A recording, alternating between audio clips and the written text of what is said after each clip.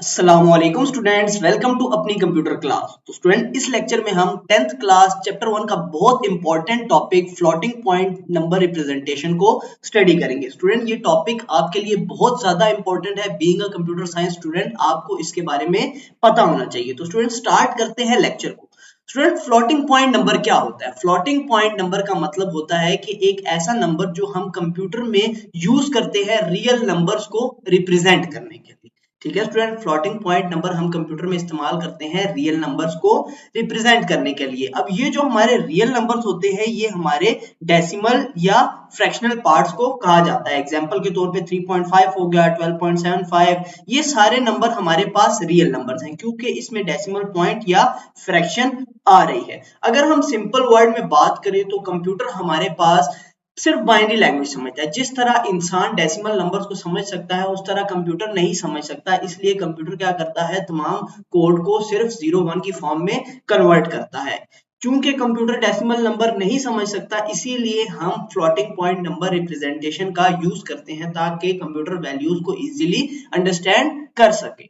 अगर स्टूडेंट हम बात करेंगे फ्लोटिंग पॉइंट नंबर्स क्यों यूज होते हैं, जब भी कंप्यूटर ना कोई टास्क परफॉर्म कर रहा होता है तो बाज़ औक़ात ना उसे डिफरेंट तरह के नंबर्स का सामना करना पड़ता है। बाज़ औक़ात उसे सिंपल होल नंबर्स नहीं मिलते, बाज़ औक़ात उसे फ्रैक्शनल नंबर, जिसे हम रियल नंबर्स भी बोलते हैं, जो हमारे पॉइंट नंबर्स होते हैं, वो मिल जाते हैं, या बाज़ औक़ात बहुत ही बड़ा नंबर मिल जाता है या बहुत ही छोटा नंबर मिल जाता है। तो ऐसे नंबर्स को उनकी रियल फॉर्म में स्टोर करना, प्रोसेस करना कंप्यूटर के लिए बहुत ही ज्यादा मुश्किल हो जाता है। तो उस पर्पस के लिए हम फ्लोटिंग पॉइंट नंबर्स का यूज करते हैं कि ऐसे नंबर्स को हम फ्लोटिंग पॉइंट नंबर में कन्वर्ट करते हैं। उससे क्या होता है कि चाहे हमारा नंबर फ्रैक्शनल हो, बहुत बड़ा नंबर हो या बहुत ही छोटा नंबर हो, हम उसको इजीली सॉल्व कर सकते हैं। बहुत ही एफिशिएंटली कंप्यूटर उसको प्रोसेस कर सकता है। स्टूडेंट्स, अगर हम फ्लोटिंग पॉइंट में इस डेसिमल पॉइंट की बात करें ना, तो इसकी हमारे पास कोई फिक्स पोजीशन नहीं होती। एग्जांपल के तौर पे आप यहाँ पे देखो, ये हमारे पास ना डेसिमल नंबर है पॉइंट वाला, ठीक है। अगर हम इसे साइंटिफिक नोटेशन में कन्वर्ट करें तो इस पॉइंट को हम मूव कर देते हैं 2 स्टेप्स और ये पॉइंट इस जगह पे आ जाता है। तो हमारे पास हो जाता है 1.2345 इंटू 10⁻²।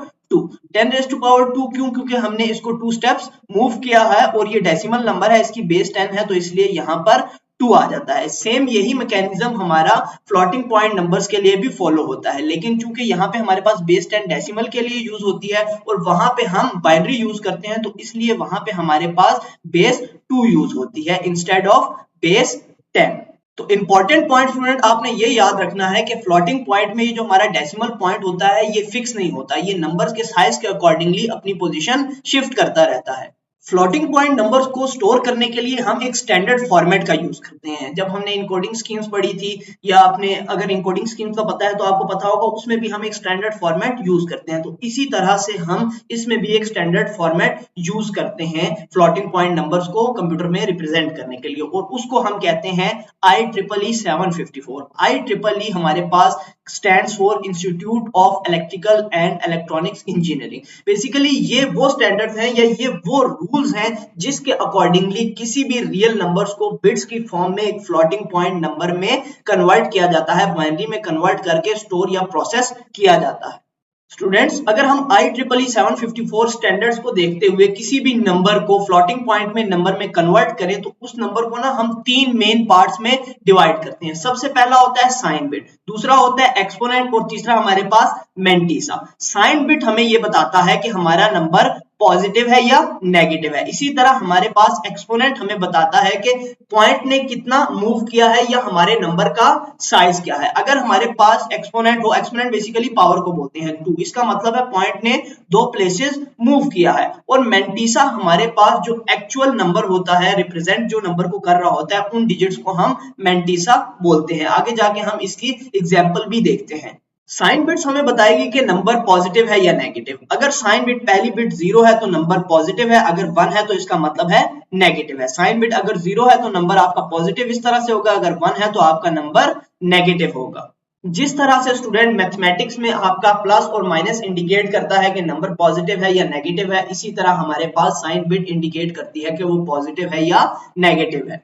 फिर है स्टूडेंट हमारे पास एक्सपोनेंट। एक्सपोनेंट स्टूडेंट जैसे हम पहले भी डिस्कस कर चुके हैं, एक्सपोनेंट हमें बताता है कि हमारा जो पॉइंट है वो कितने प्लेसेस मूव करेगा, या आप ये भी कह सकते हो कि एक्सपोनेंट हमारे साइज ऑफ नंबर को भी कंट्रोल करता है। अगर एक्सपोनेंट हमारे पास बड़ा होगा तो हमारे नंबर भी बड़ा होगा, और अगर एक्सपोनेंट हमारा छोटा होगा तो जो हमारा नंबर होगा वो भी छोटा होगा। अब एक बात आपने याद रखनी है स्टूडेंट, आप जब भी कोई डेसिमल नंबर एंटर करते हो ना, तो कंप्यूटर ऑटोमेटिकली IEEE स्टैंडर्ड्स का इस्तेमाल करके उसको फ्लोटिंग पॉइंट नंबर में कन्वर्ट कर देता है। सिर्फ वो 3 पार्ट्स का यूज करता है, कौन सा, साइन बिट, एक्सपोनेंट और मैंटीसा का। जैसे यहाँ पे हमारे पास अगर डेसिमल नंबर, इस एग्जांपल को हम देखें ना, तो यहाँ पे ये क्या है, ये जो है ये हमारा एक्सपोनेंट है, ठीक है, और ये हमारा ओरिजिनल नंबर है। तो इसी तरह से ये इस 1500 को पहले कन्वर्ट करेगा इसकी बाइनरी में कन्वर्ट करने के बाद फिर उसकी साइन बिट, मैंटीसा और एक्सपोनेंट में कंप्यूटर उसे ऑटोमेटिकली कन्वर्ट कर देगा। लेकिन वहां पे आपके पास पावर ऑफ 2 आएगी, यहाँ पे डेसिमल था तो पावर ऑफ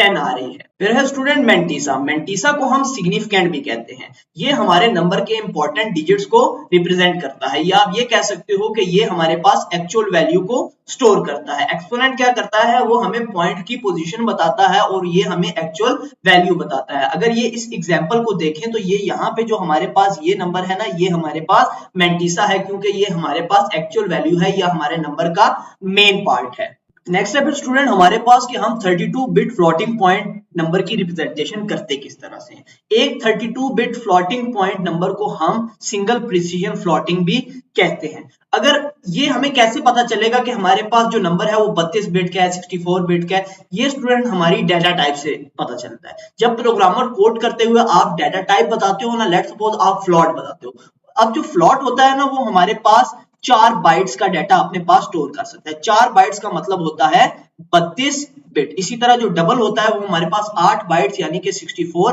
बिट स्टोर करेगा। तो अगर 64 बिट फ्लोटिंग पॉइंट हो तो उसे हम डबल प्रिसीजन बोलेंगे। तो इसको अगर हम डिवाइड करें तो इसके पार्ट्स होते हैं हमारे पास, एक बिट इन 32 में से एक बिट जो होती है वो हमारी साइन बिट होती है, जो हमें बताती है नंबर पॉजिटिव है या नेगेटिव है।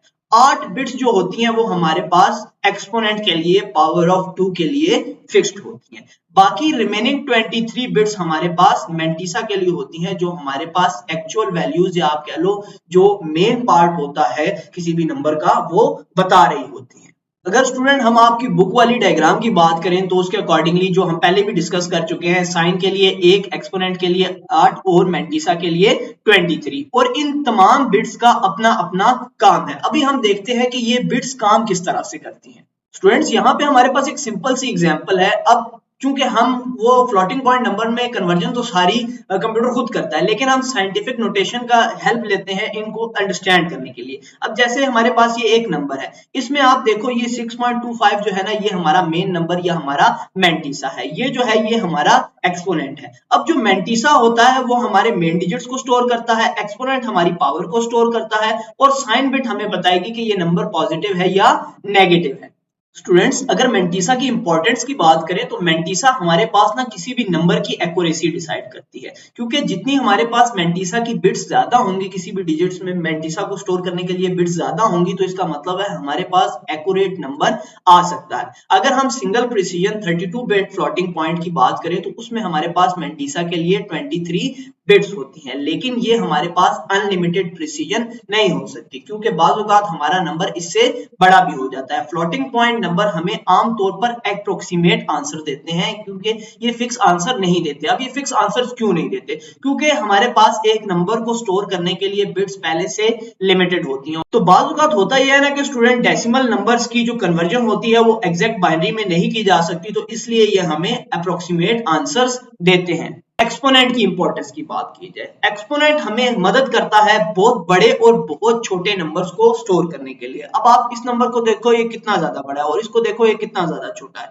अगर हम इन नंबर्स को इनकी नॉर्मल फॉर्म में स्टोर करने लग जाए ना, तो हमारी बहुत ज्यादा बिट्स ऑक्यूपाई हो जाएंगी। तो इसलिए इस चीज से बचने के लिए हम एक्सपोनेंट का यूज करते हैं, ताकि हम ऐसे नंबर जो बहुत छोटे हों या बहुत बड़े हों या जो फ्रैक्शन में हों, उनको एफिशिएंटली अपने पास स्टोर कर सकें। तो स्टूडेंट कॉन्सेप्ट बहुत ही बेसिक सा था, सिंपल सा। हमने ये समझा है कि कंप्यूटर हमारे पास किस तरह से किसी भी डेसिमल या फ्रैक्शनल पॉइंट नंबर को अपने पास फ्लोटिंग पॉइंट नंबर में स्टोर करता है। उसके लिए वो IEEE 74 के स्टैंडर्ड को फॉलो करता है और कंप्यूटर सारी कन्वर्जन खुद करता है। बस आपने ये बताना होता है कि उसका साइज क्या है। वो साइज आप कैसे बताते हो? किसी भी नंबर की डाटा टाइप के जरिए। बाकी सारा काम कन्वर्जन खुद कर लेता है IEEE 74 के स्टैंडर्ड्स के अकॉर्डिंगली। तो स्टूडेंट उम्मीद है ये कॉन्सेप्ट आपके क्लियर हो गए होंगे। मिलते हैं नेक्स्ट वीडियोस में, तब तक अपना ख्याल रखिएगा। अल्लाह हाफिज।